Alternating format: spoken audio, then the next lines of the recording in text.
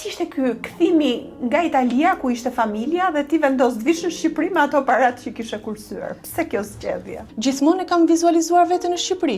Dhe kthimi erdhi natyrshëm, domethënë viti i parë i universitetit. Ti prap vazhdoje të punoje, pra ti sapo u ktheve në Shqipëri nuk të ndat puna, madje ke patur 3 vite intensive ku desh që të përshtatesh mbas jetës në Napoli dhe me jetën në Tiranë.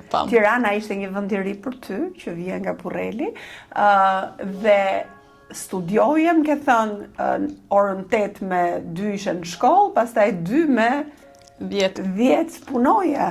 Punoje në një call center, madje edhe me një pagesë shumë të ulët si fillim, apo jo? Po, 3 ditë që kur erdha në Shqipëri, 3 ditë kam qëndruar pa punë. Pastaj nisa punë në një call center, që ishte puna e parë në Shqipëri. Po.